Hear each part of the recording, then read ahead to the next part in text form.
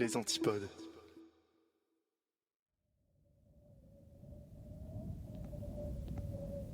Avant d'aller dormir.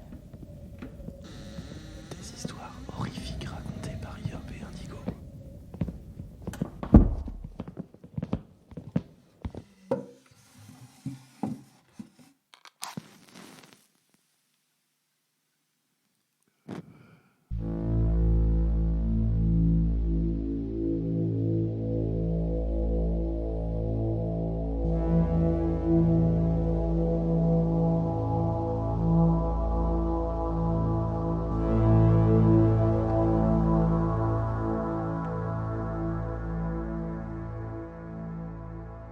Installez-vous confortablement au fond de votre lit, remontez la couette jusqu'au menton et fermez les yeux.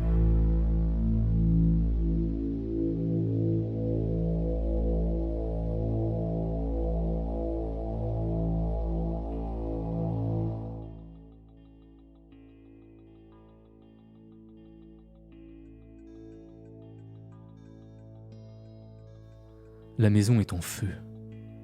Seuls 2 d'entre nous ont réussi à s'en sortir. Nous étions 6 au début de la soirée. Enfin, 7, je suppose. C'était tout le problème. Je sais pas quand le 7e est arrivé. Dina et Angelo sont arrivés en premier pendant que je préparais encore les snacks. Ils devaient pas être là avant eux. Je me souviens d'eux comme étant les premiers. Il peut pas se cacher dans le néant. Kay est arrivée ensuite. Je sais qu'elle était seule, car j'ai cherché le bon moment pour l'inviter à sortir. Si elle avait amené quelqu'un, je l'aurais certainement remarqué. Quand Christophe et Marina sont arrivés, Angelo a crié. « Il était temps que vous arriviez tous les deux !» Il avait bien précisé 2, je m'en souviens. Ça fait 5 personnes. Et bien sûr, j'étais là depuis le début. Peut-être que la porte a été ouverte à un autre moment. Cela pourrait ne plus avoir d'importance maintenant que tout est fini. Mais j'ai l'impression que si, pourtant. Je dois comprendre ce qui s'est passé. Je le dois à mes amis. On jouait aux cartes quand on l'a remarqué pour la première fois. Nous étions 6. Et Angelo distribuait un tas devant chaque joueur. 1, 2, 3, 4, 5, 6. Et le 7e devant lui. Il y a un tas de trop. A dit Dina. Angelo a regardé la table avec confusion. Il y avait des cartes devant chacun de nous. Il y avait 7 piles distinctes. Bizarre, je comprends pas ce qui vient de se passer. A-t-il dit en ramassant les cartes. Il les a redistribuées. 1, 2, 3, 4, 5, 6. Une carte devant chaque personne, mais il n'en avait pas encore mis une devant lui. Avec un rire nerveux, Angelo a dit Ok, qu'est-ce que je fais de mal? On est 6, non? On était tous d'accord, on était clairement 6. Bon, tout le monde pose la main sur sa carte. Les 6 cartes étaient recouvertes. Angelo n'en avait toujours pas, D'accord, une dernière tentative. dit Angelo. Bon, pendant que vous résolvez ça, je vais aux toilettes. Dit Kay en se levant. Elle quitta la pièce. Angelo distribua les cartes. 1, 2, 3, 4 et une 5e pour lui, Kay, tu comptes pour combien de personnes? C'est très drôle. répondit-elle. Nous avions entendu la porte des toilettes se fermer. Distribue simplement 6 paquets. On est 6, ça va marcher. Tout le monde en choisira une, on jouera et personne ne sera exclu. Et tu le penses vraiment? Mais pourquoi j'arrivais à 7 avant? Parce que t'es mauvais en maths. Ah, vaut mieux pas te laisser tenir les scores. Ajouta Christophe. Kay reprit sa place autour de la table. Angelo distribua les cartes. Il y avait 6 paquets cette fois. Tout le monde en prit une, Bizarre. dit Angelo en secouant la tête. Malgré le départ chaotique, la partie s'est bien déroulée. Christophe a gagné. Alors, en guise de punition, nous l'avons envoyé à la cuisine chercher d'autres boissons. Juste après qu'il ait disparu dans l'autre pièce, j'ai entendu un bruit surprenant. Une sorte de sursaut étouffé suivi d'un fort bruit sourd. J'allais me lever pour vérifier s'il allait bien quand le vin fut apporté à table. Et je me suis occupé de verser à boire à tout le monde, à la place. J'ai remarqué que le verre de Kay était toujours intact depuis tout à l'heure. Hé, elle est où Kay? Elle est allée aux toilettes. Encore? Je suppose. Je me suis penché pour regarder dans le couloir. La porte des toilettes était fermée. J'ai supposé que Marina avait raison. Bon, on peut continuer à jouer? Dès que Christophe revient. J'ai regardé autour de moi. Christophe n'était pas là. Il est allé où? À la cuisine? Mais le vin s'est pas apporté tout seul ici. Et les 5 nouveaux verres ont été commencés. Marina poussa un cri. Tu suggères que quelqu'un boit le vin de Christophe? Nous avons tous ri. Je me demandais quand même où se trouvait Christophe. Et Kay d'ailleurs. Il était aux toilettes depuis très longtemps. Et c'était impossible qu'elle y soit en plus. On avait joué à 6. Elle devait être ici. Peut-être qu'elle ne buvait tout simplement pas, On se fait une petite partie en attendant le retour des deux autres? demanda Angelo en distribuant les cartes. T'as encore distribué 5 mains. Fit remarquer Dina. Angelo a bâti les cartes sur la table. Bon, d'accord. Quelque chose se passe ici. Tout le monde, prenez-vous la main. Nous nous sommes tous regardés avec perplexité, mais il était sérieux. Nous nous sommes donné la main, formant un cercle autour de la table. Maintenant, dans l'ordre, tout le monde dit le nom de la personne à sa gauche. Mon nom a été dit. J'ai regardé à gauche et dit « Marina ». Dina. Angelo. Et je suis à côté de Scott. Dit Angelo en me faisant un signe de tête. « Attends, on a déjà dit mon nom ?» Mais alors on change de sens. Le nom d'Angelo a été dit. Il a été suivi par... Dina. Marina. Scott. Et Angelo. Ah non, j'ai été nommé en premier. Nous nous sommes regardés. Et je pouvais sentir sa main dans la mienne. Je pouvais le voir à côté de moi. Regarde la table. Pourquoi est-ce qu'il y a un verre de vin supplémentaire entre nous? Prenez une photo, comme ça on pourra voir tout le monde en même temps. Elle a posé son téléphone sur la table. Nous nous sommes éloignés, avons passé nos bras autour de nous et avons souri. La photo a été prise. Nous nous sommes rassemblés autour de la table pour regarder, C'est toi, moi, toi et toi. dit Marina en pointant du doigt. C'est nous 4, personne d'autre. Angelo l'a étudié pendant un moment. Et c'est pas un selfie? Qui a pris la photo? Christophe. Kay! Nous avons tous regardé autour de la pièce. Aucun des deux n'était là. Il doit encore être dans la cuisine, je vais voir. Je pense que nous devrions tous y aller ensemble. Allez. Nous sommes entrés ensemble dans la cuisine. Elle était vide, Tu sens pas une odeur de gaz? demanda Dina. Mon attention fut attirée par la cuisinière. 2 des boutons des brûleurs étaient cassés. Il y avait aussi une bosse sur le bord en métal.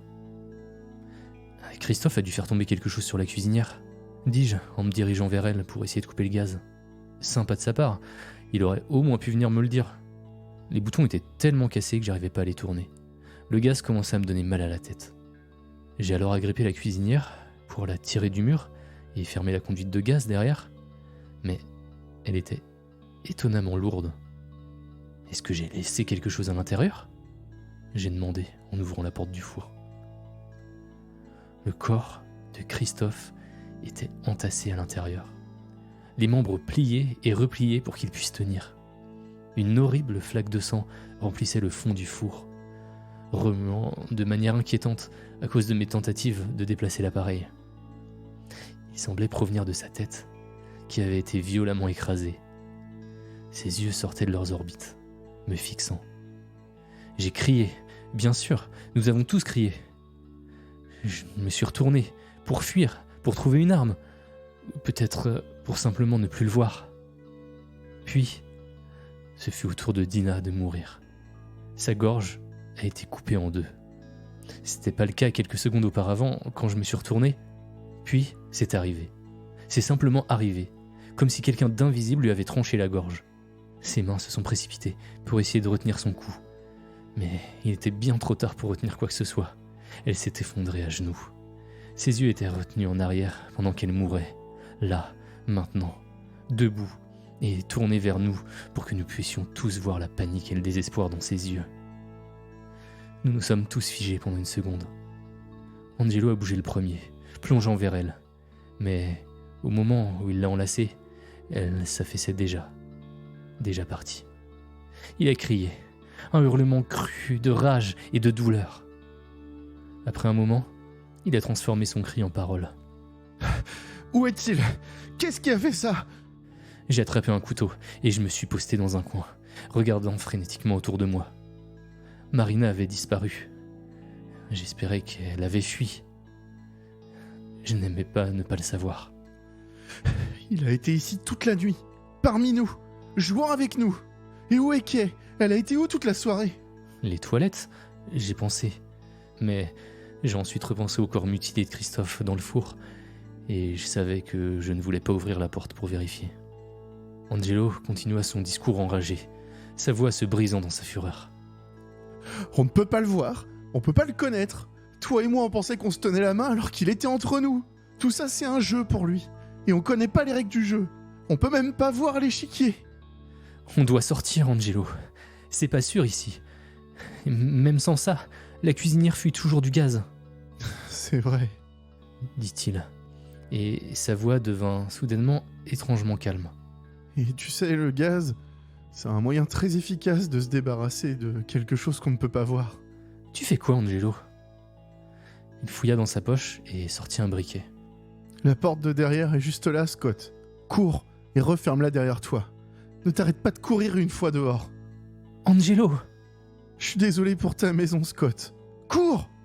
Je fis un pas vers lui, mais il rapprochait le briquet de son corps. Va-t'en! Si tu pars pas maintenant, je le ferai pendant que tu es encore ici. Je devrais probablement le faire de toute façon. C'est une meilleure façon de s'assurer de le tuer. Il fit jaillir la flamme du briquet, alors que je me précipitais vers la porte. Derrière moi, je pouvais l'entendre frotter à nouveau la roue. J'ai réussi à sortir avant que la cuisine n'explose. J'avais la main sur la poignée en refermant la porte, quand une déferlante de chaleur et de lumière me projeta en bas des escaliers sur ma pelouse. Les fenêtres explosèrent en gerbes de flammes, me bombardant de verres brûlants. Je me suis traîné sur l'herbe, en essayant désespérément de m'éloigner davantage. Mon dos me brûlait, et je me suis roulé pour éteindre le feu. La maison est clairement une perte, mais j'ai quand même appelé les pompiers. Je savais pas quoi faire d'autre. Je ne sais pas ce que je dirai à la police quand ils trouveront les corps à l'intérieur. Je sais même pas combien ils en trouveront. Si Angelo l'a attrapé, quoi, ou qui que ce soit, alors il y aura au moins 4 corps. Lui, Dina, Christophe et l'autre. Probablement 5. En supposant qu'il ait eu Kay plus tôt. Peut-être 6, si Marina n'a pas réussi à sortir. Mais l'un d'entre eux doit avoir réussi. Je suis pas seul ici. La main serrée dans la mienne, en regardant la maison brûler.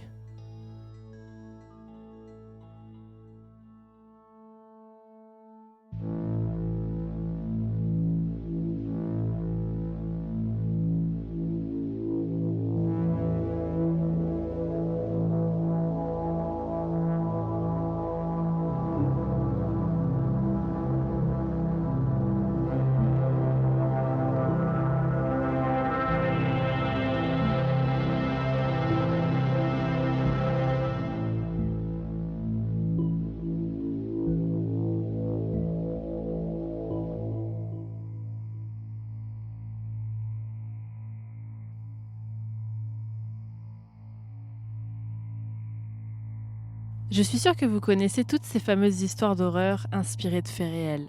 Le projet Blair Witch, l'Auberge Rouge ou d'autres lus sur Internet. Personnellement, je n'ai jamais été une grande fan du genre horrifique. Je trouvais les films mal faits, toujours les mêmes techniques, des personnages sans instinct de survie. Bref, à mes yeux, ils étaient grotesques. Et ce, peu importe les mises en scène. Je n'étais sensible ni aux jumpscares, ni aux screamers. Le gore ne m'affectait pas plus que ça. Seuls les thrillers psychologiques arrivaient à me faire frémir.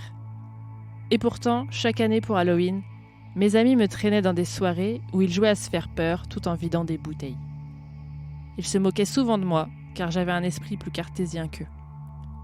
Je ne rentrais jamais dans leur jeu, me contentant de les observer. Mais manifestement, ça ne réduisait en rien l'excitation, le frisson d'adrénaline, provoqué par leur petite réunion, Personnellement, j'étais convaincue que, comme dans les films d'horreur, derrière chaque phénomène paranormal se cachait une explication, une astuce. C'est pour ça que, lorsque mon reflet s'est mis à se détraquer, je n'y ai pas immédiatement prêté attention. Ça a commencé doucement, évidemment. Au départ, c'était des mouvements étranges, des ombres que je croyais voir du coin de l'œil. Mais ça pouvait tout aussi bien être une lumière qui bouge ou les rayons du soleil se reflétant dans la glace. Puis c'est arrivé plus souvent. Et quand je tournais la tête, j'avais cette impression fugace que mon reflet n'était pas bien coordonné. Qu'il bougeait alors que j'étais immobile, ou bien l'inverse. J'accusais alors la fatigue ou l'excès de café. Mais il arriva un moment où il suffisait que je détourne les yeux un instant d'un miroir pour apercevoir mon reflet bouger légèrement. Une mèche de cheveux semblant voler dans un courant d'air alors que j'étais dans une pièce sans fenêtre, ou bien un mouvement rapide, presque invisible, pour se replacer. Tout cela a duré des mois, et je commençais à trouver de moins en moins d'explications. Et puis un soir, tout bascula. C'était le 31 octobre 2021, le premier Halloween depuis le déconfinement. Pour l'occasion, tout mon groupe d'amis s'était réuni. On avait loué une grande maison, avec assez de chambres pour accueillir la vingtaine d'invités prévus, et un immense salon avec une grande table en bois brut. La soirée avait somme toute bien commencé. J'avais pris l'habitude d'éviter chaque miroir, de peur de ce que je pouvais y voir ou ne pas y voir. Mais l'ambiance festive était tellement prenante que, rapidement, je me fondis dans la foule et oubliais mon problème. Tout le monde était déguisé, et certains s'amusaient à surgir des coins sombres pour effrayer ceux qui passaient. La musique battait son plein. Les basses faisaient vibrer les murs. Les verres à ma main se succédaient, et bientôt, le monde tanguait autour de moi. Les heures passaient en accordéon. Parfois, elles filaient comme du sable entre les mains, parfois, elles semblaient durer des siècles. La grande horloge finit par sonner 3 fois. Les couche-tards se réunirent alors autour de la table en bois du salon. L'ambiance avait changé. Elle était devenue plus mystique. Mes amis arboraient un air mystérieux, et l'excitation faisait briller leurs pupilles. « Hé, tu viens, Sacha ?» m'apostropha un d'entre eux. « 3h du matin, c'est l'heure idéale pour appeler le surnaturel. » Je déclinai tant bien que mal son offre, et réussis à échapper à leurs appels insistants. Hors de question de me laisser embarquer dans leur délire. La fatigue s'était abattue d'un coup sur moi, et je me mis en quête d'un endroit où dormir. Après avoir trouvé plusieurs portes fermées, je finis par m'écrouler sur un tapis dans une pièce ouverte. Je fermai les yeux et basculai aussitôt dans un sommeil profond. Après ce qui m'a semblé être juste un instant, je fus réveillé en sursaut. Mon cœur battait à toute allure et une sueur glacée coulait dans mon dos. Je regardais compulsivement autour de moi, essayant de trouver ce qui m'avait tiré de mon sommeil. Mais j'étais seule. Le clair de lune entrait par une fenêtre et éclairait la pièce dans laquelle je me trouvais. L'angoisse me prit à la gorge lorsque je reconnus l'endroit. Je m'étais endormie sur le sol d'une salle de bain. Je n'osais plus bouger. Mais la lune se reflétait dans le miroir sur le mur et semblait m'appeler. Je résistais du mieux que je pouvais, mais mon corps ne me répondait plus. Je me relevai et me mis face à la glace. De la sueur coulait le long de mes tempes. Mon reflet était immobile. Retrouvant le contrôle de mes membres, je levai la main pour la poser contre le miroir. Nos doigts se posèrent sur la surface froide. Je laissai retomber mon bras en poussant un soupir de soulagement. Mais à ce moment, dans le silence de la pièce, je me figeais. Mon reflet s'était mis à me sourire. Un sourire menaçant qui déchirait son visage. Je levai à nouveau la main en tremblant. Mais elle restait immobile. Impossible pour moi de détourner le regard de cette vision de cauchemar. Je me pinçais, mais j'étais bien réveillée. « Sacha !» Une voix retentit, sortie de nulle part. « Sacha, viens !» C'était ma voix, mais je n'avais pas ouvert la bouche. Mes jambes tremblaient tellement que je peinais à rester debout. mais elles me portèrent quand même à quelques centimètres de la vasque en marbre. J'essuyais mes paumes moites sur mon pantalon. Ma gorge était sèche. Je n'entendais que mon cœur qui tambourinait contre mes côtes. Elle leva sa main droite. Ma main gauche suivit son mouvement et nos doigts se rapprochèrent à nouveau. Ils se rapprochaient inexorablement. Des frissons couraient le long de mon dos. Elle exerçait une fascination malsaine sur mon corps qui ne pouvait que lui obéir. Ma tête était engloutie dans un nuage compact. Tout autour de moi semblait avoir disparu. Je ne parvenais plus à réfléchir et les battements de mon cœur ne voulaient pas ralentir. Soudain, alors que nos doigts allaient toucher la glace, son sourire s'élargit. « Viens !» Elle tendit le bras et agrippa mon poignet. Elle tira d'un coup sec et avant que je ne puisse réagir, je basculai vers le miroir. Au moment de l'impact, je fermai les yeux. Mais rien ne vint. J'eus l'impression de traverser un brouillard glacé et de tomber dans un vide sans fin. Puis j'ouvris les yeux. Rien n'avait changé. Mon reflet se tenait face à moi, immobile. J'avais imaginé tout cela ? C'était peut-être les effets de l'alcool qui ne s'étaient pas encore dissipés. Un soulagement honteux m'envahit. J'avais réussi à me faire peur toute seule. Mais alors que j'ouvrais la bouche pour me traiter d'idiote, ma voix retentit de l'autre côté du miroir. « Merci, Sacha !» Sous la surprise, je fis un pas en arrière et buta contre le bord de la baignoire. Impossible. Il y a un instant encore, le bassin était contre l'autre mur. Je regardais autour de moi. C'était bien ça. Tout était inversé. Je tournai brusquement la tête vers le miroir. Elle était toujours là, à me narguer avec un sourire. « Qu'est-ce que t'as fait ?» Pour seule réponse, elle me fit un clin d'œil, puis me tourna le dos et disparut du cadre de verre. « Non, non, reviens !» Je me précipitais et martelais le miroir de mes poings. La terreur m'enserrait la poitrine, m'empêchant de respirer. Des éclats de verre se détachaient et blessaient mes mains et mes bras. Le manque d'oxygène me faisait tourner la tête et des larmes brouillaient ma vision. Je hurlais ma peur et mon angoisse. Des sillons salés marquaient la peau de mes joues. Le stress accumulé depuis des mois ressortait enfin.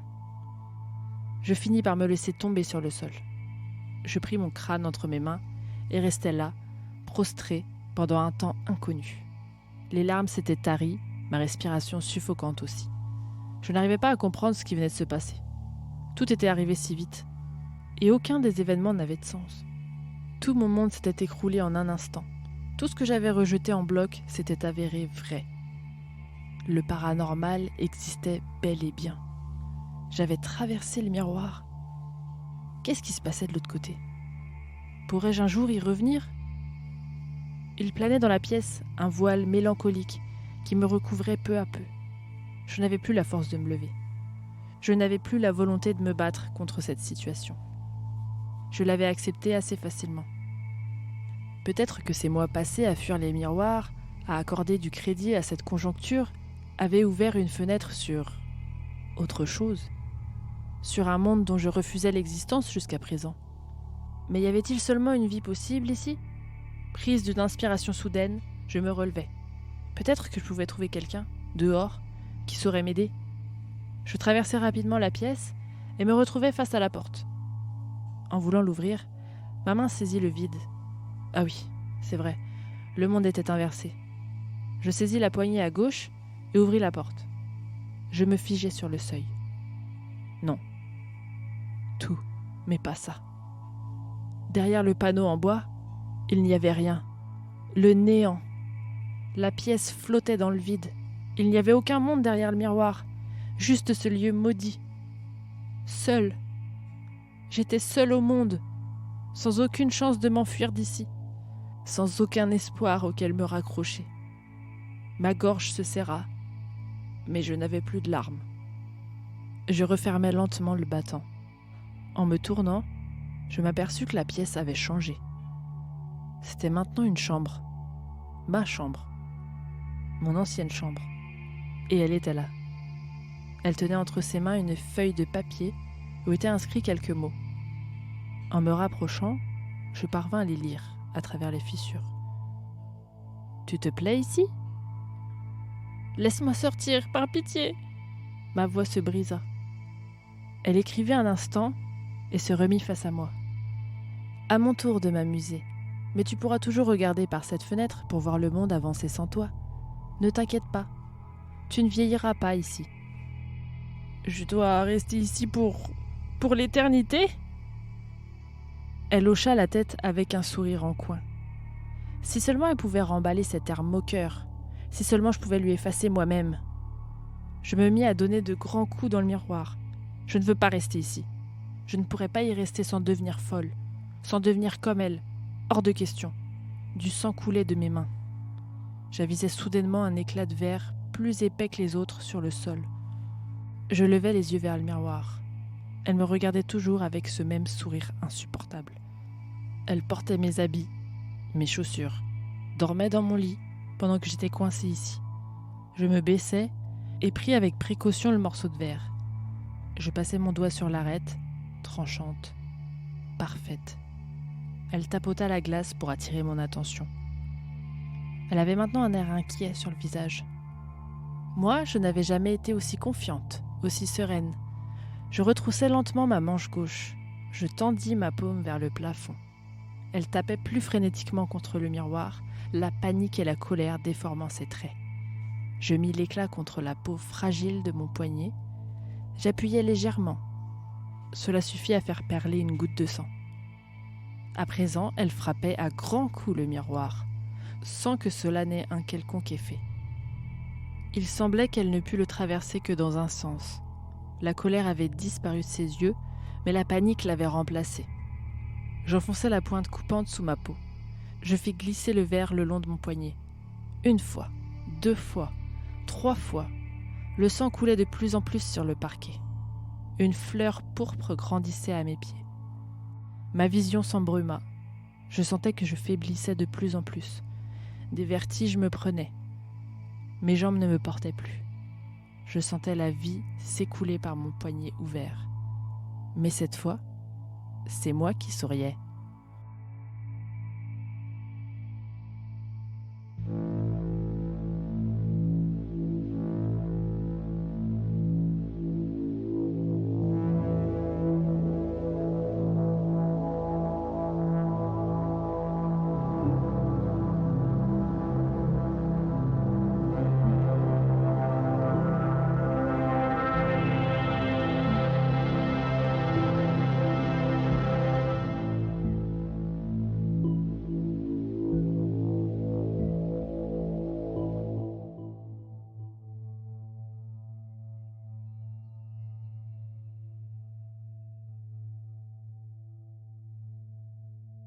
Chris, c'est quoi ça ?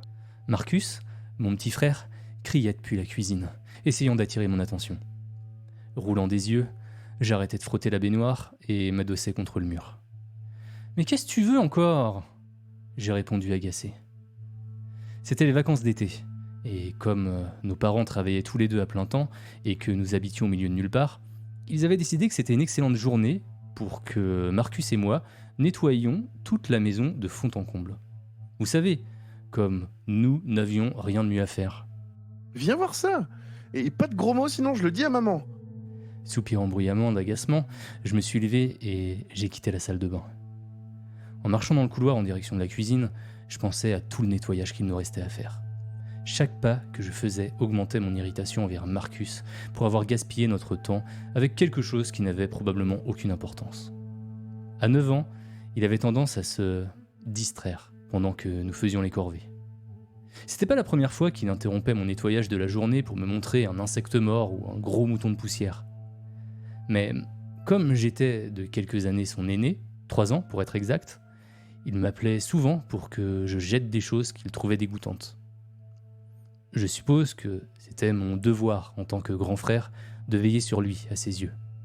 Je n'aimais pas cette idée à l'époque, mais en y repensant aujourd'hui, ce que je considérais autrefois comme des habitudes agaçantes de petit frère sont maintenant de doux souvenirs. Quoi qu'il en soit, après être entré dans la cuisine, je vis Marcus debout devant l'évier, presque immobile. « Marcus ? Tu fais quoi ?» Il se tourna vers moi, le visage un peu pâle. Viens voir ça, tout de suite. Roulant des yeux à nouveau, je m'approchais de lui et de l'évier, me préparant à le réprimander pour avoir gaspillé mon temps. Je te jure que si c'est encore une autre araignée morte, je vais... Mais mes mots se sont bloqués dans ma gorge lorsque mes yeux sont enfin tombés sur ce qu'il voulait me montrer. Le placard sous l'évier était l'endroit où nous rangions la plupart des produits de nettoyage pour la cuisine. De l'eau de javel, des gants en caoutchouc, des éponges, des choses comme ça. Mais même avec les portes du placard grandes ouvertes, je ne voyais aucun des articles ménagers habituels que nous rangions ici. Au lieu de ça, il y avait un large tube qui descendait en oblique, dont le bord semblait être fait d'une sorte de matériau en plastique rouge. Waouh! C'est tout ce que je pus dire dans mon état de choc. Je t'avais dit. Je me mis devant l'entrée du placard et m'agenouillai pour regarder de plus près. M'assurant que ce n'était pas une illusion d'optique, je levai la main et la glissai dans le tube. Sans surprise, elle passa au-delà de l'entrée sans résistance. Retirant ma main et regardant dans le trou cylindrique, je plissai les yeux, essayant de voir où il menait. Mais ça ne servait à rien. La couleur rouge du tube était visible pendant peut-être 5 ou 6 mètres avant d'être entièrement englouti par l'obscurité. On dirait Un toboggan. C'est un toboggan. Je hochai la tête, perplexe, en touchant le matériau lisse et glissant à l'entrée du cylindre. Mais qu'est-ce qu'un toboggan ferait ici? On n'a pas de sous-sol, alors où est-ce qu'il pourrait aller? Je regardais mon frère pour une réponse, mais il était aussi perplexe que moi. Peut-être que c'était censé être une surprise de la part de maman et papa. Mais pas moyen, on l'aurait remarqué s'ils avaient installé un foutu toboggan sous l'évier de la cuisine. Ouais, j'imagine. Le regard de Marcus se baissa vers le sol, apparemment incertain de comment répondre à mon argument. Me levant, je marchais vers la chambre de nos parents. Mon frère se tourna vers moi et demanda: Tu vas où? Chercher la lampe de poche de papa. J'ai répondu, en ouvrant déjà la porte de la chambre de nos parents. Notre père avait une lampe de poche particulièrement puissante, mais elle était tellement lumineuse qu'il la gardait sur une étagère dans leur placard, ignorant que mon frère et moi connaissions son emplacement et l'avions utilisé à plusieurs reprises quand nos parents étaient sortis. Je pensais que si nous voulions voir le fond du toboggan, la lampe de poche de papa ferait l'affaire. Après l'avoir prise, je retournai à la cuisine où Marcus m'attendait. Je brandis fièrement la lampe alors qu'il me souriait en retour, curieux et excité. Bon, voyons jusqu'où ça va, j'ai dit, en m'agenouillant devant le toboggan, ma propre curiosité me rendant aussi excité que mon frère. Faisant attention à ne pas pointer l'ampoule puissante de la lampe de poche sur mon visage ou sur celui de Marcus, je l'ai allumée. Instantanément, le gouffre sombre sous l'évier fut brillamment éclairé. Pendant une seconde, je pensais que nous étions sur le point de faire une grande découverte. Mais en dirigeant le faisceau au centre du toboggan, je fronçais les sourcils de frustration. Qu'est-ce que... Mais on voit toujours pas le fond. Perplexe, mon frère passa un peu la tête dans l'entrée du toboggan, désormais bien éclairé. Un simple « Waouh !» s'échappa de sa bouche, alors qu'il regardait lui aussi dans le tube. La lampe de poche devait avoir éclairé plus de 15 mètres dans le cylindre rouge. Mais au bout de son puissant faisceau, il n'y avait toujours rien d'autre qu'un abîme noir complet. Ne voulant pas gaspiller la batterie plus longtemps, j'ai éteint la lampe et je l'ai posée sur le comptoir à côté de l'évier. Marcus resta agenouillé devant l'évier pendant un moment pendant que je me tenais à côté de lui, réfléchissant à la prochaine étape à suivre. Nous étions tous les deux déterminés à voir jusqu'où descendait ce toboggan mystérieux. Et où il menait. Mais alors que je cherchais des idées dans ma tête, il me devança. Se levant rapidement sur ses pieds, Marcus s'exclama. « Je sais !» Et sans un mot supplémentaire, il se précipita dans le couloir vers notre chambre. 1 ou 2 minutes plus tard, il revint en cachant quelque chose derrière son dos, un sourire idiot étalé sur son visage. « Qu'est-ce que tu caches ?» j'ai demandé en haussant les sourcils. Agitant nerveusement les pieds, Marcus répondit. Eh bien, je me dis, si on peut pas voir jusqu'où va le toboggan, peut-être qu'on pourrait y jeter quelque chose de bruyant et écouter quand ça touche le sol de l'autre côté. Son explication ne fit qu'augmenter ma confusion.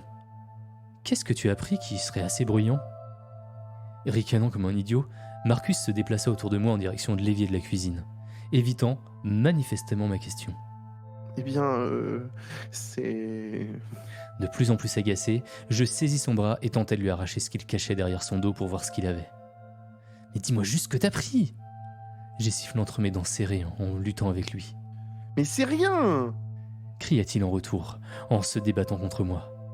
Alors que nous nous battions, il réussit à libérer un bras, et avant que je puisse faire quoi que ce soit, il avait jeté une poignée de quelque chose de brillant et métallique dans le tube rouge. Une fois que les petits objets ont claqué contre le matériau en plastique dur, et ont commencé à glisser et à rouler en bas de la pente, j'ai réalisé ce qu'il avait joyeusement lancé dans le toboggan. Furieux, j'ai saisi mon frère par le col de sa chemise. « Mais bordel, c'était ma collection de pièces !» Le rire de Marcus se coinça dans sa gorge devant mon changement soudain de comportement. Son expression passa à la peur, et il cria en retour. Juste une partie. Les pièces sont vraiment brillantes, et une fois qu'elles toucheront le fond du toboggan, on devrait les entendre claquer contre le sol. Et ne dis pas de gros mots, ou je vais... Tu vas le dire à maman et à papa? Ah ouais? Ben moi peut-être que je leur dirai comment t'as acheté ma collection de pièces, petit crétin. Et c'est qui aura le plus gros des problèmes selon toi? Je la collectionne depuis que j'ai 6 ans, Marcus. Les yeux de mon frère se remplirent de larmes, et il laissa échapper un petit... Désolé. Je l'ai fusillé du regard pendant un moment, puis je l'ai repoussé loin de moi. Pff, n'importe quoi. J'aurais sans doute été plus méchant envers lui si ce n'était pour le fait que ce petit nuisible avait eu en fait une idée plutôt bonne. Les pièces devraient produire un bruit nettement différent lorsqu'elles sortiront du tube et toucheront le sol. Du moins, en supposant qu'il y avait un sol solide de l'autre côté. Cependant, nous n'en étions pas sûrs. Et le fait que mon frère ait peut-être condamné une partie de ma collection de pièces de toute une vie me rendait quand même furieux. Tu ferais bien d'espérer que ça marche. C'est tout ce que je lui ai dit, alors que nous écoutions le bruit des pièces glisser en descendant dans la terre.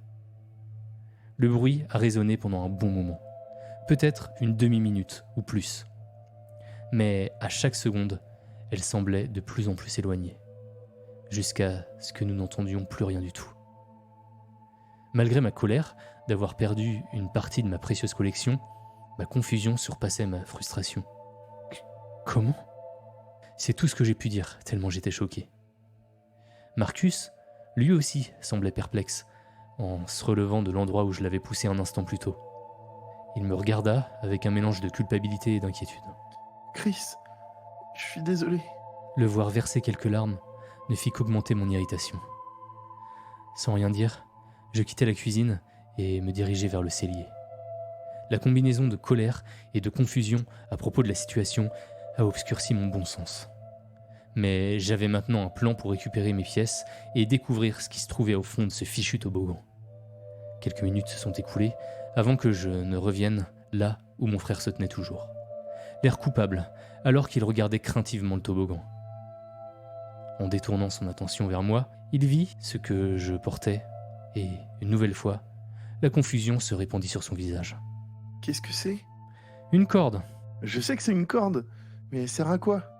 Alors que je commençais à nouer la corde autour du pied métallique de notre lourde table de cuisine, je répondis à sa question par une autre réponse d'un seul mot.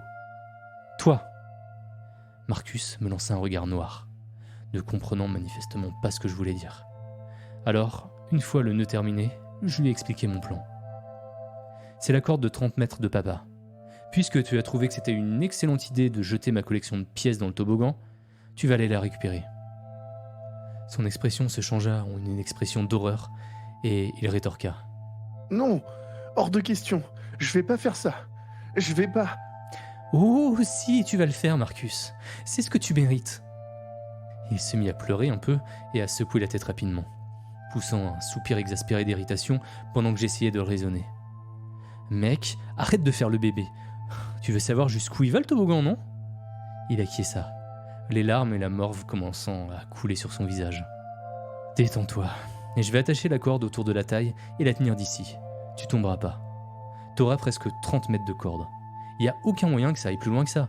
Et si c'est le cas, je te remonterai, simplement. » Marcus essuya les divers fluides de son visage. « Mais je veux pas. Il fait sombre et ça me fait flipper, Chris. S'il te plaît, me force pas à y aller. » Tout ira bien, je te promets que, quoi qu'il arrive, je tiendrai la corde aussi fort que possible. En plus, tu me dois bien ça pour avoir perdu ma collection de pièces. Je l'ai regardé sangloter silencieusement un instant avant de soupirer à nouveau.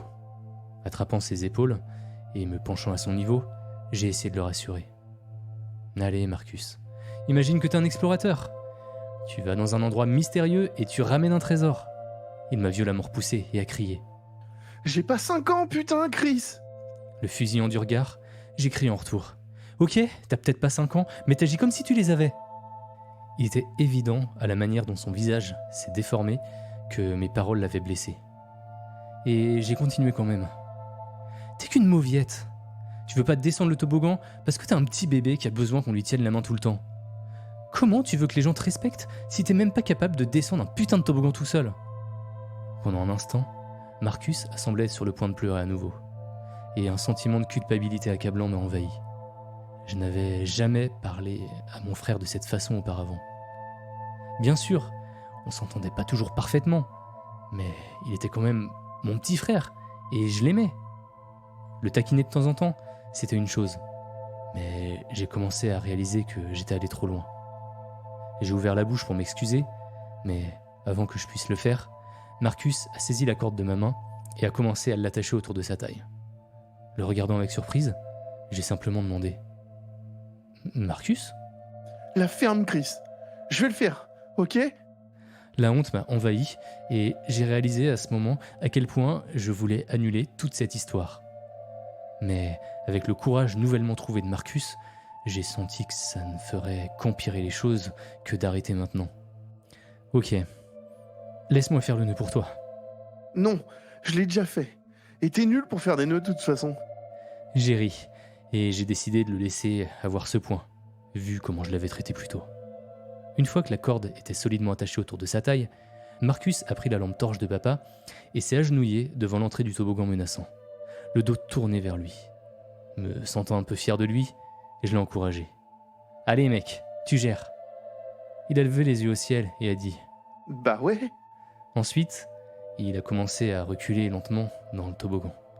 Je regardais son visage s'éloigner de plus en plus dans l'obscurité, alors que je lui donnais de plus en plus de cordes. Un froid glacial a commencé à me parcourir l'échine, tandis que la bobine de corde à côté de moi diminuait lentement. Mais voir Marcus éclairer l'endroit avec sa lampe torche brillante m'apportait au moins un certain réconfort. « Ça va, Marcus ?» j'ai crié dans le tube rouge derrière lui. Je n'ai pas eu de réponse tout de suite, et l'anxiété a commencé à se répandre comme de la sueur dans mon dos. Mais, à mon grand soulagement, mon frère a finalement répondu. « Ça va ?» Sa voix a fait écho dans le toboggan, sonnant lointaine. Jetant un œil pour vérifier combien de cordes il restait, et voyant qu'il n'en restait presque plus, je suis devenu de plus en plus nerveux. Mon esprit a commencé à imaginer des scénarios horribles. Marcus devait avoir descendu au moins 23, voire 24 mètres maintenant. Je pouvais à peine distinguer la petite lueur de la lampe torche de notre père, tellement il était descendu loin. Et ma paranoïa s'aggravait à chaque seconde qui passait.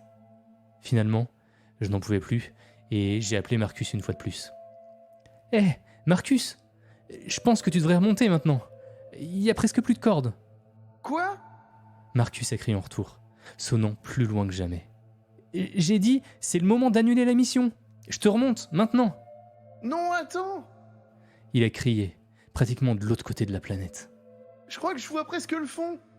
À ce stade, la corde était complètement tendue, et ma peur surpassait largement ma curiosité. Cela n'aidait pas que je pouvais à peine l'entendre tellement il était loin. Je me fichais de ce qui se trouvait au fond de cette abomination. Je voulais juste que mon frère revienne en sécurité. « Mais peu importe, remonte! Maintenant, Marcus !» J'ai crié, en essayant de ne pas paraître trop paniqué. Il a crié quelque chose en retour, mais c'était inaudible. Ne voulant pas discuter davantage avec lui, j'ai saisi la corde et lui ai crié de remonter et d'oublier toute cette histoire. Mais juste au moment où les derniers mots quittaient ma bouche, j'ai entendu un étrange sifflement derrière moi. Puis, sans prévenir, je me suis presque retrouvé tiré dans le toboggan, face la première, alors que la corde commençait à tomber rapidement dans ses profondeurs. Un court cri de terreur absolue a retenti dans le tube, alors que Marcus commençait à plonger dans l'obscurité, bien au-delà de ce que je pouvais voir. J'ai tenté de saisir la corde qui se raccourcissait rapidement, mais à cause de la brûlure atroce qu'elle infligeait à mes mains, je n'ai pas pu bien la saisir avant presque sa fin. Les dents serrées, j'ai appelé mon frère. « Marcus !» J'ai entendu des cris et des pleurs résonner dans le toboggan, alors que mon frère appelait à l'aide. Faiblement, j'ai pu entendre. « Chris, qu'est-ce qui se passe? Remonte-moi !» J'essaie.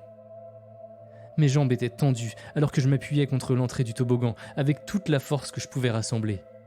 Je tirais sur la corde aussi fort que je le pouvais, mais les brûlures atroces sur mes mains piquaient douloureusement à cause de ma prise serrée.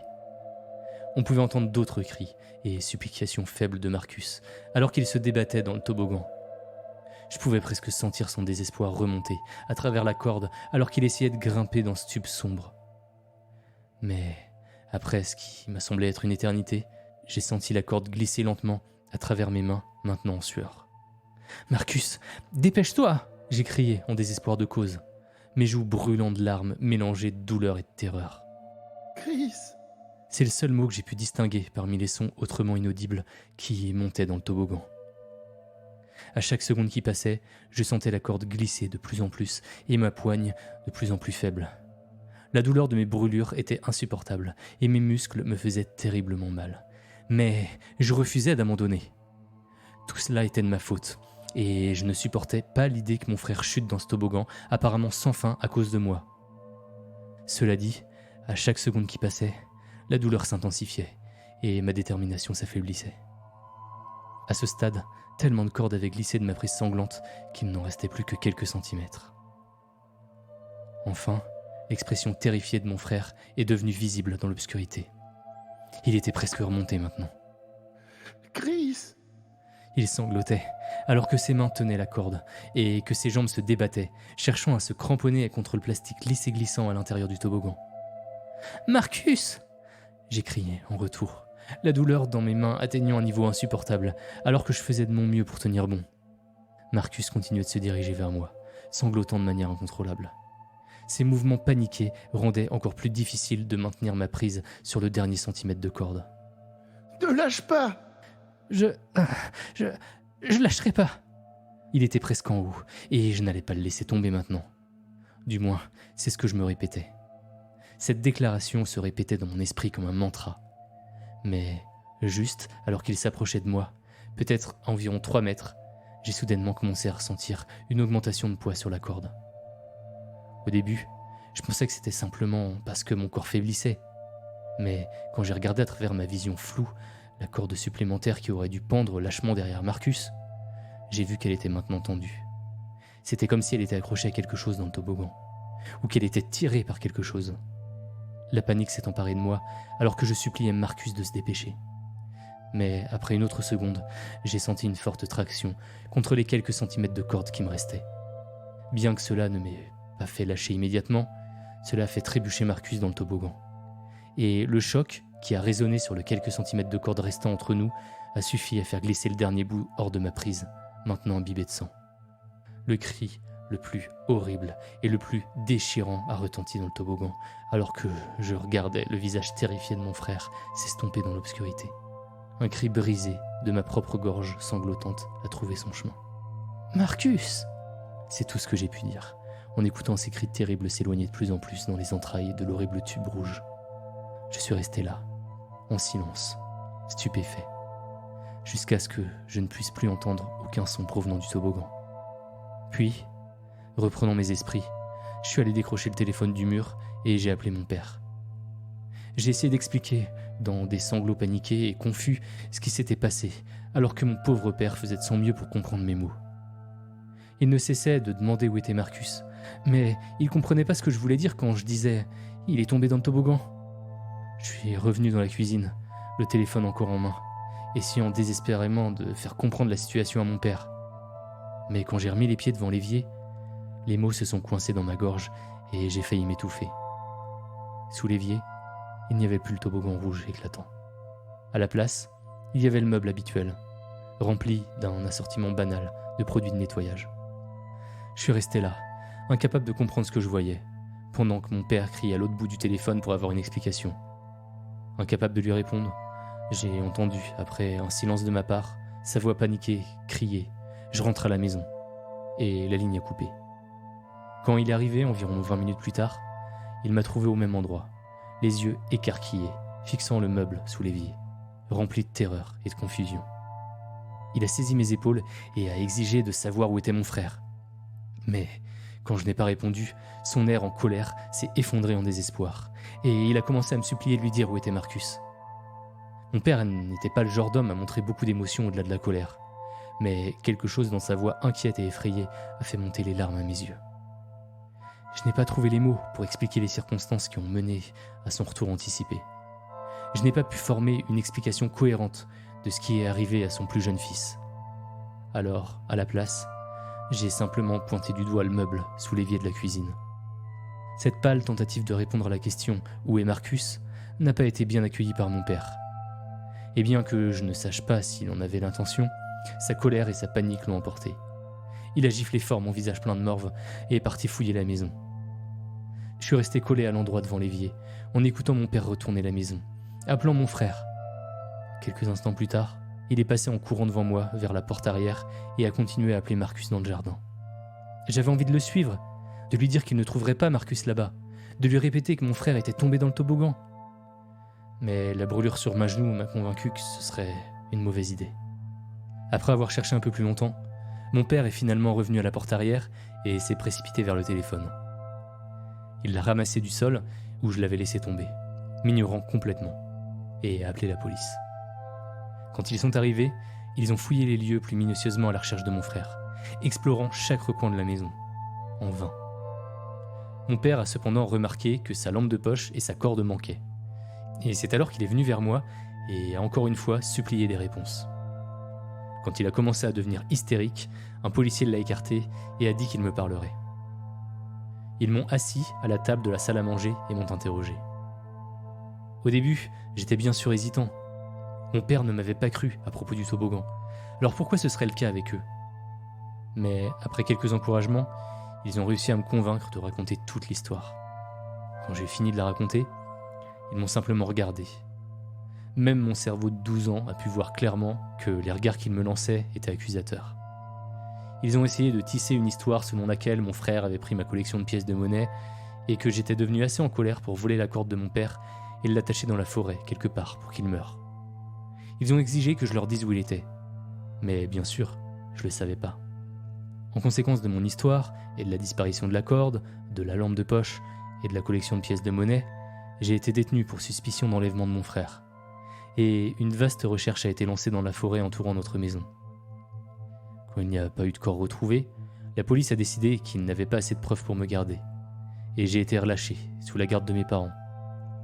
Malheureusement, le manque de preuves n'a pas suffi à convaincre mes parents que je n'avais rien fait de mal. Et ils ont continué à me le faire ressentir, jusqu'à ce que je parte, environ 6 ans plus tard. À ce jour, j'ai presque 0 contact avec eux.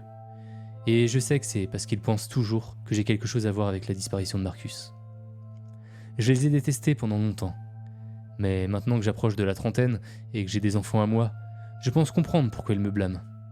Après tout, qui d'autre y avait-il à blâmer ?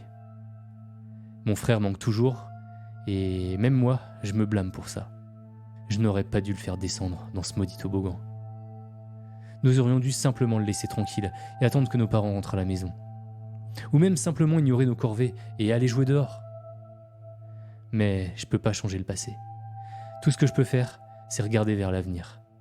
J'ai une famille maintenant, et mes propres enfants sont la partie la plus importante de ma vie. Si tout cela m'a appris quelque chose, c'est que mes enfants ne descendront jamais un toboggan, surtout pas un sous l'évier.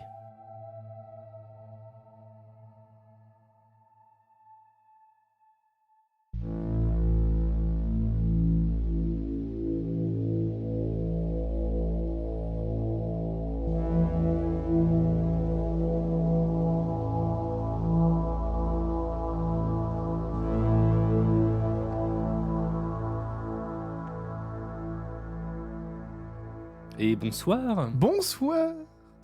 Bonsoir et surtout, bonne année. Bonne année, Yop. Bonne année Indigo. On est en 2024, est-ce que c'est pas fou ça ? C'est un peu foufou. Ouais. J'étais pas prêt. Non, mais moi non plus, j'étais pas prêt. Je pensais pas qu'on irait jusqu'à 2024, hein, je t'avoue. C'est incroyable. Mais bon, on y est et c'est un peu notre grand retour après quelques mois d'inactivité. Oh, Et, est-ce qu'on peut dire ça ? Non, on n'a pas tant été inactif que ça finalement. finalement, Tout compte fait. tout compte fait, Avec un peu de recul. on a sorti quelques trucs, dont notre premier unplug, on l'avait promis. Oui. On l'avait promis, donc c'est pour les patrons à partir de 5 €. Et c'était quoi déjà le principe? Ah, le principe, c'était de s'enregistrer un petit peu à l'arrache. En tout cas, faire un enregistrement pour parler un peu des coulisses, de débriefer un peu sur tout ce qui se passe. Ouais. Et puis débattre aussi sur Ouais. des sujets sur lesquels peut-être on prendrait pas le temps de parler en outro, quoi. Et le premier, c'était jusqu'où peut-on aller dans l'horreur? Exactement. Ouais. Donc si ça vous intéresse, c'est sur Patreon. Et on a aussi sorti 3 quick slip. Tu te rends compte ou pas? 3, c'est énorme. Ouais, c'est plus que 2 déjà. C'est plus que 2. Et puis on commençait à avoir des personnes sur les internets qui nous disaient oui, à quand le prochain épisode, voilà. Il y en a que pour les quick sleep. Les patrons, tout ça. Maintenant, faut payer les pour avoir des pauvres, trucs. ils ont plus rien. Vous êtes de droite. Et ben non, nous voilà. Eh, c'est- Nous voilà. Cette story était incroyable. Elle était incroyable. Au final, ça a beaucoup réagi parce qu'effectivement, on a eu beaucoup de commentaires dernièrement. En fait, les gens ils s'attendaient à ce qu'on poste tous les mois et on pouvait pas en fait. On n'était pas. En fait, quand tu dis les gens, Non, c'est c'est genre. c'est une minorité. Ouais, C'est une c'est minorité. Mais c'est une 4 minorité. pélos sur un iPhone. C'est une Ou minorité, mais Instagram, tu qui vois. est vachement bruyante quand même. Oui. Bah, parce que, oui, Non, on avait il y, peut-être, il y a toujours une grosse partie silencieuse, tu vois, Ouais. qui écoute, qui est fidèle. Et puis voilà, de temps en temps, on a des petits likes, des petits mails aussi. Ça arrivait quand même pas mal de fois qu'on Ouais. a des petits messages de je prends le temps de vous écrire ou je prends le temps de, Ouais, bah, de ça vous fait- laisser un message sur le Ouais, répondeur. ça fait trop plaisir. On vous écoute, on vous écoute. Ouais. C'est trop bien. Et le truc, c'est qu'il y en avait certains, c'était sur Spotify, c'était oui, bon, bah avant d'aller dormir, c'est fini, choqué, déçu, tout ça. Non, mais c'est bon, voilà, on revient. Mais... et du coup, j'avais posté ça, j'avais fait quelques screens, je les avais envoyés sur les Instagram. Mm. Et du coup, ça avait pas mal réagi. Et puis, bah, justement, il y a les personnes qui d'habitude nous écrivent pas trop, qui nous ont dit bah, ne vous inquiétez pas, on vous attend, il y a pas de souci. Prenez le temps. Prenez le Prenez temps. le temps. Et ça fait plaisir quand même d'avoir ces réponses Ouais. aussi. Ah ouais, meilleure commu du monde. Hein. Voilà, donc merci beaucoup d'avoir été patient. On espère que vous avez aimé ces histoires, cet épisode. Moi, j'ai bien aimé ces histoires d'ailleurs. C'était cool. Il est temps de remercier d'ailleurs les auteurs ainsi que les participants. Il y a eu beaucoup de Ah, il y a eu participants. plein de monde. Oh là Ouais. là. Bah, déjà, l'histoire titre. Oui, celui Solide de trop. trop. Elle est écrite par Micah Edwards, ou Micah, je ne sais pas. Mike. Micah peut-être, Edwards, avec la participation exceptionnelle de J-Dog, Vanille, Hawk et Lily. Exceptionnel. La participation est exceptionnelle. Non.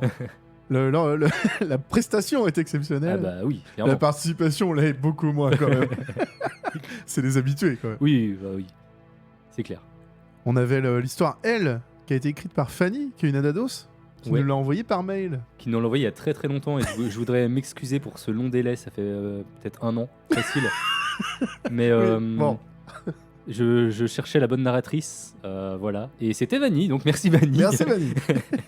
Et merci Fanny. Et merci Fanny, merci beaucoup pour ta patience. Et donc en plus cette histoire est vraiment trop cool, assez différente de ce qu'on a l'habitude de raconter, donc bien cool. Et dernière histoire, le toboggan sous l'évier, écrite par Former Trenchcoat. Ah oui. Farmer Trenchcoat. Trenchcoat. Donc avec juste nous, voilà. Exactement. À la old school comme on dit. Ah ouais, à Voilà. l'ancienne. On se retrouve tous les deux pour une petite histoire et voilà. Qu'est-ce que t'en as pensé de cette histoire? C'est beau. Et je sais plus si tu l'as dit, mais les histoires ont été enregistrées en live. Oui, effectivement. Parce que on n'était pas si inactifs que ça, encore une fois. Ah oui, le gars se justifie. Non, mais je continue à faire des lives, moi, de mon côté, au moins le vendredi soir. Ouais. Et il y a souvent des enregistrements de Creepypasta qui, d'ailleurs, bah voilà, donc toutes ces histoires ont été enregistrées sur ma chaîne. Twitch.tv/ je suis hop, abonnez-vous. Le lien est dans la description. Bah très bien, très bien. Mais alors, oui, si t'avais Tu dis, j'ai pas été si inactif que ça, tout ça, les rageux, bref. Qu'est-ce que t'as fait de beau pendant les vacances? Quoi? Non, mais oui, effectivement, j'ai regardé beaucoup de films et séries italiennes, mais ça, on y reviendra. J'en reparlerai, je pense, un jour. Je voudrais recommander un film d'horreur que personne ne recommande, qui s'appelle Bodies. Ok, Je crois qu'il est sur Prime. ok. Soit il est sur Prime, soit sur Netflix. C'est les deux seuls abos que j'ai en ce moment. Et c'est un classique, un peu, voilà, slasher. Non, dans le... C'est un classique. C'est un classique. C'est un incontournable, je crois que tout le Non, monde non. l'a vu. Non, je veux dire, voilà, il y a des ados dans une maison, il y a des ados qui meurent au début, voilà, ils se montent un peu tous les uns contre les autres. Le classique. Le classique. Ouais. Sauf que la fin m'a scié. Voilà, Oh, je veux le dire. excellent. Je m'attendais pas à cette fin.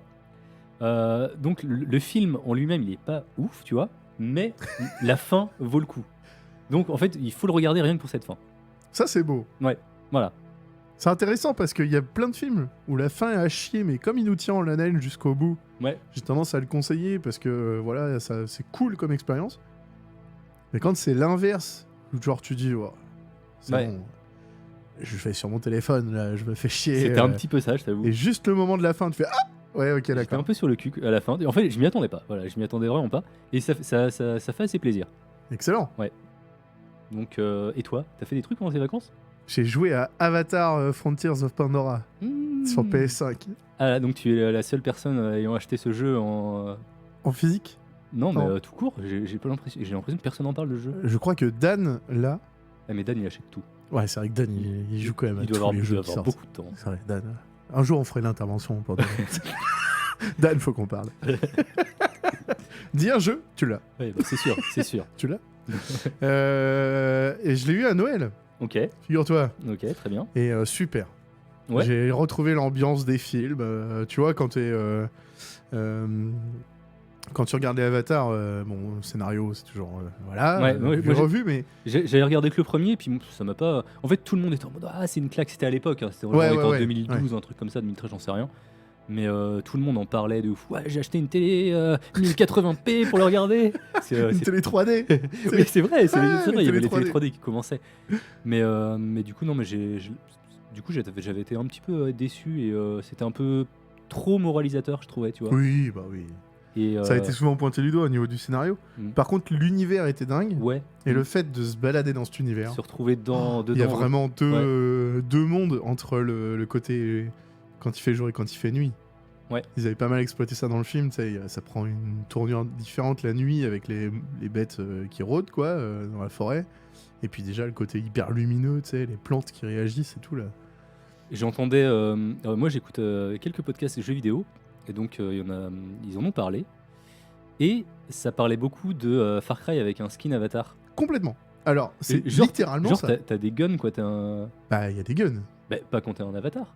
Mais il y a des guns. Je veux dire, quand t'es un navire, là, du Ouais, coup, un avis, pardon. euh, Dans le film, tu te bats il y a avec des la arcs et des RDA, flèches. tu vois, les méchants. Ouais. là. Les méchants. Je crois que je l'ai vu qu'une fois, c'était il y a 10 ans. Les méchants, les Américains. Ouais. Oui, clairement. Tu vois, c'est des gens, ils mangent du chewing-gum et ils ont des grosses chaussures. Bon, Et les biceps. et des biceps. Et ben, ces gars-là, ils ont des flingues. Ouais, oui, eux, ils ont des flingues. Si mais tu les butes, Hmm. le flingue, t'en fais quoi? Oui, non mais là, ok, je suis d'accord pour ça, mais par contre, dans le film, tu verrais jamais un avis buter un Américain, lui prendre son flingue et tirer sur d'autres Américains. Oui, mais alors à ce moment-là, alors dans le film certes, mais dans le jeu, il y a une explication. Ah ok, d'accord. Il y Je a un peux, petit je peux pas te twist. contredire. de toute C'est façon. le tout début du jeu. Ok. T'as été élevé par la RDA. Ah, d'accord, donc tu sais manier... Tu fais partie d'un les- clan ok, Navi aujourd'hui disparu. Ok, Et t'as été élevé par la RDA. ok, très Donc bien. du moment où t'as été élevé par la RDA, Bon, t'es un Américain bleu, quoi. porter une casquette et des grosses chaussures et manger du chewing-gum, normalement ça va. Ah, ok, Plus qu'à te faire pousser des biceps, ok, et t'as la double nationalité quoi. très bien. Et donc tu discernes un Adad Awards ce jeu ou Tellement pas. non? En fait, t'as raison, il est trop proche de plein d'autres jeux. Ok, Mais alors, en termes d'ambiance, en termes d'univers, c'est riche. Il y a un côté... la première fois que tu te retrouves seul dans la forêt et que tu dois aller te déplacer, c'est dépaysant. ok. Vraiment, tu te Ouais. dis, putain, mais c'est immense, tout est beau, tout est fourni, il y a de l'herbe partout, tu vois. D'habitude, t'as des prairies à perte de vue. Ouais. Là, tu vois rien parce que c'est rempli de falaises, d'arbres, t'as une visibilité réduite parce que c'est très chargé, quoi. Ouais, et puis même les effets de vent et tout, Ouais. c'est super beau. Magnifique. Mm. Et ça me rappelait Ancestors, Ok. dans l'ambiance qu'il y avait pas mal joué aussi, ouais. zone très fournie, Mm. jungle en fait, quoi. Ouais. Il y a un mot pour ça, je crois. Finalement. Il y a un mot, jungle, et du coup, bah, t'es pas. Enfin, moi je suis pas habitué en tout cas à de la visibilité réduite comme ça, quoi. Ok. Et bah très bien. Donc, très très cool, ouais. Ok. Donc, bah, excellent. Excellent. Donc, 2 recos, des semi-recos, mais des recos quand même. Hein. Reco quand même. Recos quand même. Et bah très bien. Autre sujet de la plus grande importance. Oh là là. Oui, Oh. on vous en parle depuis très longtemps, depuis 2 ans, de Ouais, cette 2 ans. fameuse gourde Patreon. C'est pas n'importe quelle gourde, c'est une gourde Patreon. On en avait parlé dans l'épisode 44 Oui, où on s'était fixé un objectif. Ouais. Si on atteint 2000 followers sur Instagram, ouais, on lance le concours. c'est vrai. On n'était pas très loin en plus, je crois. Et je crois qu'on a explosé cet objectif. Nous sommes actuellement à 2115 followers. Ok, on annonce que maintenant ce sera à 3000. Non, on peut enfin dire que maintenant, si vous allez sur notre Instagram, là, si vous écoutez actuellement l'épisode, vous êtes dans les premiers à l'écouter, allez voir notre Instagram. Il y a un petit jeu concours enfin pour gagner cette gourde. Peut-être avec quelques goodies à côté, je ne sais pas. Je ne sais pas.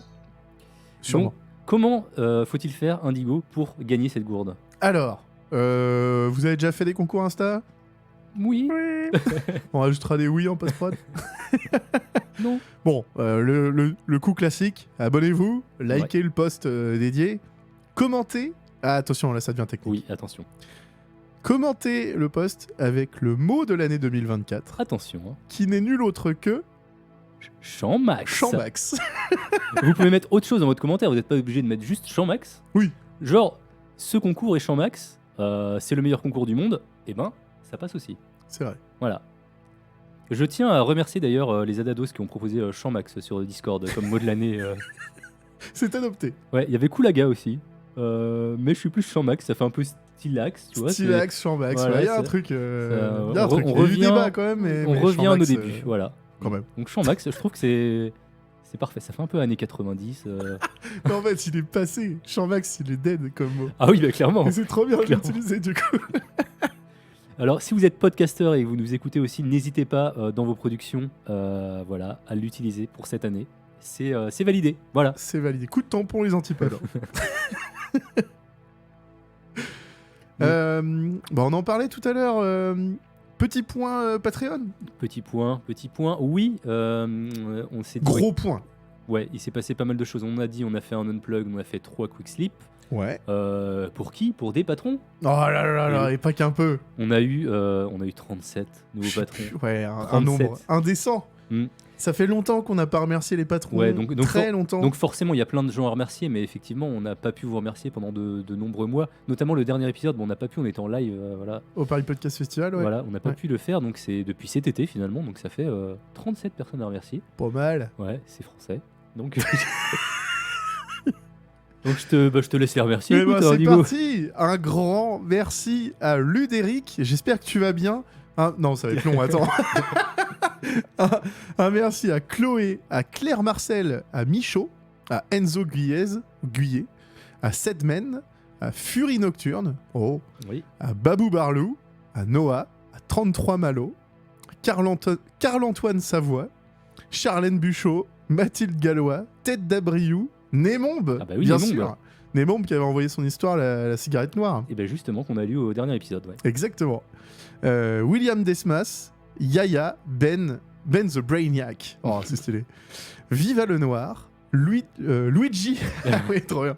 Kenshiro, Schmax, Charlène Buchot, Eva, Charlène on l'avait déjà dit, Eva Mascugnano, Shahin Benietou, Odilek, Anto, Marion D, Grégoire, Lisa Nadalin, Mayouen Marshall, Riema, Grégoire Judelin, Don Sombra, Tanita, Napocool et Saeko-san. Waouh! Pas mal. Je pensais que tu m'aurais laissé faire quelques-uns, mais t'as été super courageux. Bravo. J'étais dans ma lancée. Ah ouais, bah, félicitations. Et Bah, merci infiniment. C'est trop bien. C'est trop bien, c'est trop bien. Ça fait super plaisir de voir que vous nous suivez toujours. Malgré notre... Non, je rigole. Ah, le gars qui revient dessus. Non, mais c'est trop cool en vrai. Ouais, Voilà, il y a tout le contenu bonus. On espère que ça vous fait kiffer. Voilà, c'est pas pour insister. Le but, c'est si vous souhaitez nous soutenir en first person, et puis il y a les épisodes en clair pour tout le monde de toute façon. Après, vous pouvez aussi nous soutenir en parlant d'Adad autour de vous. Ça marche aussi. Il paraît qu'il faut, si vous avez des amis qui ont des iPhones, il faut leur voler leur iPhone, aller sur Apple Podcast Oui. et mettre un commentaire 5 étoiles. Il paraît. Il paraît. C'est- Si aussi vous allez Est-ce dans que un c'est une Apple légende Store, urbaine? Est-ce qu'on se traitera ça dans le rendez-vous de l'étrange? peut-être. Si vous allez dans un Apple Store, n'hésitez pas aussi à mettre des commentaires 5 étoiles. Oh, le génie.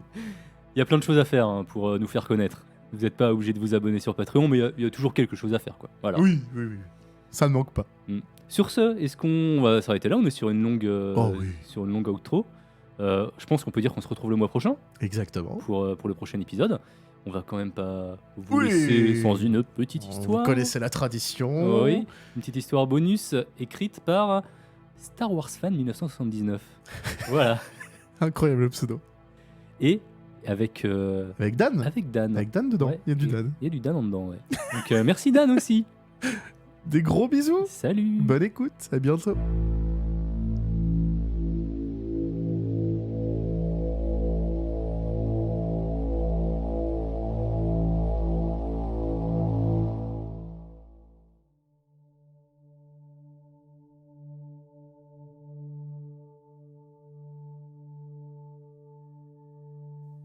Je n'ai jamais été un homme religieux, bien que j'ai été élevé dans une famille croyante. Je n'ai jamais consommé de drogue, frappé ma femme, ni tué quelqu'un.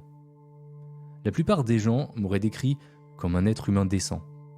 Je suppose que je devais l'être, car lorsque j'ai eu une expérience de mort imminente, il y a de nombreuses années, je suis allé au paradis.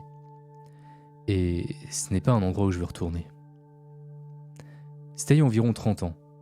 Je sortais en ville avec ma future femme et un conducteur ivre nous a violemment percutés. Nous avons dérapé et percuté un arbre. Je me souviens pas personnellement de la suite car j'ai été assommé. Mais on m'a dit que j'avais été éjecté à travers le pare-brise de la voiture et atterri à plusieurs mètres du lieu de l'accident. La chose suivante, dont je me souviens, c'est de m'être réveillé et de n'avoir vu que l'obscurité. Je pouvais m'entendre crier. Je pouvais dire que mes yeux étaient ouverts, mais il n'y avait rien à voir dans cette obscurité infinie. J'ai cessé de paniquer un moment et je me suis rappelé que j'avais été dans une sorte d'accident. Je savais alors que j'étais mort et qu'il ne restait plus rien que l'oubli. J'avais tort, bien sûr. Quelque part, dans le vide obscur, quelque chose a répondu à mes cris de désespoir. Un cœur inhumain de cris et de gémissements a explosé quelque part au loin, et il devenait lentement plus fort, se rapprochant de moi. J'ai couru, mais je pouvais pas dire si j'allais quelque part. Tout ce que je faisais pour essayer de m'échapper semblait vain, jusqu'à ce qu'une petite tache de lumière apparaisse au loin. Plus je courais longtemps et vite, plus elle grossissait, jusqu'à ce qu'elle ressemble à une porte lumineuse. La lumière émanant de celle-ci me permettait de voir à nouveau mon corps. Cependant, j'ai pas osé regarder en arrière pour voir ce qui me poursuivait dans l'obscurité. Les sons de peut-être des millions de choses impies semblaient être au-dessus de moi. D'une manière ou d'une autre, j'ai réussi à échapper à ce qui me poursuivait et aussi à m'échapper par la porte de lumière. Ce que j'ai vu m'a fait sentir que j'étais plus en sécurité dans le néant. Devant moi se trouvait une porte détruite et, au-delà, une ville en flammes. Son architecture était quelque chose que mon cerveau ne peut toujours pas déchiffrer. Et à son apogée, elle aurait dû couper le souffle à quiconque. Mais là, les rues de la ville étaient rouges de sang et jonchées de cadavres. Les corps encore entiers avaient une belle paire d'ailes attachées à leur dos.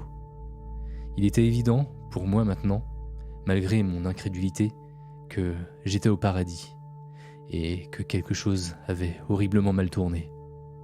Mais qu'est-ce qui était arrivé au paradis et qui aurait pu causer tant de destruction et de massacres. Et plus important encore, où était Dieu ? Comme pour répondre à toutes mes questions persistantes, le chœur familier de cris et de sons impies a éclaté tout autour de moi. J'ai paniqué et couru aussi vite que possible vers une grande structure, ressemblant à un palais au loin. À chaque pas que je faisais, j'entendais comment un nouveau cri rejoignait les hurlements derrière moi. Peu importe ce qu'ils étaient, ils savaient que tout n'était pas mort ici maintenant. Quand j'ai atteint les marches du palais, j'ai désespérément rampé jusqu'à l'entrée, seulement pour être accueilli par 2 énormes portes fermées. « S'il vous plaît, quelqu'un, ouvrez !» Les portes sont restées fermées, et j'entendais les cris et les gémissements se rapprocher tout autour de moi. J'ai commencé à prier en attendant l'inévitable. Et juste au moment où j'avais perdu tout espoir de salut, l'une des portes s'est légèrement ouverte, assez pour que je puisse me glisser à l'intérieur des portes du palais. « Merci. Je sais pas ce qui me serait arrivé si vous n'aviez pas répondu. » Une fois à l'intérieur, un homme a sécurisé la porte derrière moi. Il avait des yeux très fatigués. Des yeux que l'on trouve chez un homme qui a vu des horreurs que peu ont la malchance de voir dans la vie. Nous devons bouger. Ces portes ne les retiendront pas longtemps dehors maintenant. L'homme m'a fait signe de le suivre, alors que les choses de l'autre côté des portes commençaient à frapper dessus violemment. Je l'ai suivi plus profondément dans le palais, jusqu'à ce que nous atteignions une salle du trône fantastique, où l'homme semblait vivre. Il a scellé la porte d'entrée derrière nous. Cette fois, j'ai remarqué qu'il sortait quelque chose d'un sac qu'il portait et le plaçait sur la porte. J'ai tenté d'obtenir des réponses de sa part. Vous pouvez me dire ce qui se passe ? C'est quoi ces choses ? Je lui ai demandé, espérant qu'il n'était pas aussi mal informé que moi. Ils sont sortis de nulle part. Un jour, j'accueillais des âmes dans notre royaume. Puis les grands corps de guerre ont retenti. Avant que quiconque puisse réagir, nous avons été envahis par des créatures obscures. Une fois les archanges tombés, c'était devenu un massacre. Il y avait des rumeurs que ces créatures étaient primordiales, aussi vieilles ou plus vieilles que Dieu. Quoi qu'il en soit, ils ont finalement vaincu nos défenses et ont fait ce qu'ils voulaient avec tout le monde, y compris notre Seigneur. L'homme a pointé le trône au milieu de la pièce. Là, gisait un squelette où il manquait plusieurs côtes. C'est Dieu ? Un sentiment de peur et de panique accablante m'a submergé par vagues. Oui, ce qu'il en reste. Même lui n'était pas de taille face à leur nombre écrasant. J'utilise ses côtes pour bénir chaque entrée de ce palais, mais le pouvoir qu'elles détiennent s'affaiblit avec le temps. Nous pouvions entendre les cris et les bruits de frappe s'intensifier alors que les créatures s'enfonçaient de plus en plus dans le palais. « Vous avez essayé de fuir cet endroit ?» Je demandais principalement pour savoir s'il y avait un espoir de survivre face à cette situation horrible. Ça ne fonctionne pas comme ça pour moi. J'aurais besoin d'un corps sur Terre pour pouvoir quitter le paradis. Cependant, je pense que vous pourriez encore avoir une chance de survivre. Il s'est dirigé vers le trône de Dieu, où ses os s'étaient posés. Il reste peut-être juste assez de pouvoir dans ces vieux os pour vous renvoyer dans le monde des vivants. Il a rassemblé les os et a commencé à chanter dans une langue que je n'avais jamais entendue auparavant. Pendant qu'il travaillait sur son sort, je pouvais les entendre essayer d'enfoncer les portes juste à l'extérieur de notre pièce. « Et vous ? Ils vont défoncer cette porte d'une seconde à l'autre ?» Alors que je disais cela, des bras tachés de noir ont percé plusieurs trous dans les portes. « C'est bon. Souviens-toi simplement de ce dernier acte de miséricorde du ciel. Profite de ta nouvelle vie et souviens-toi de ne pas être trop bon. Il n'y a rien de bon qui t'attend de l'autre côté. » Quand ils sont entrés dans la pièce, j'ai enfin pu voir ce qui me poursuivait depuis que je m'étais réveillé dans le vide total. La seule chose que j'ai pu assimiler devant moi, c'était leur sourire tordu. L'un d'eux m'a attrapé mon avant-bras et le simple contact a brûlé ma chair. J'ai crié si fort et si longtemps, et lorsque j'ai ouvert les yeux, j'étais attaché à l'intérieur d'une ambulance. les secouristes venaient de terminer de me réanimer. Ma petite amie était à côté de moi, pleurant et remerciant les gens autour de moi de m'avoir ramené. J'ai été emmené à l'hôpital. Et après quelques mois de rééducation, j'ai pu vivre une vie pleine et longue. Mon seul regret est de n'avoir jamais raconté à personne ce que j'ai vu après ma mort. Pas même à ma précieuse femme. Je sais que mon temps sur Terre est bientôt terminé. Et je n'ai aucune intention de retourner au paradis. J'ai toujours la cicatrice sur mon avant-bras. Un rappel constant de ce qui m'attend de l'autre côté. Une fois cette lettre terminée, je vais me tirer une balle dans la tête. Avec un peu de chance, l'enfer n'a pas subi le même sort que le paradis.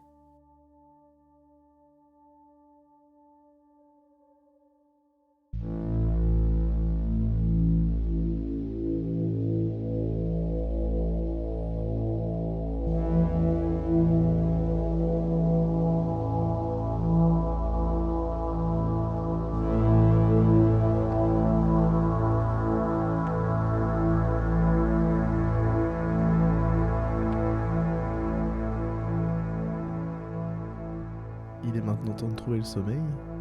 À bientôt.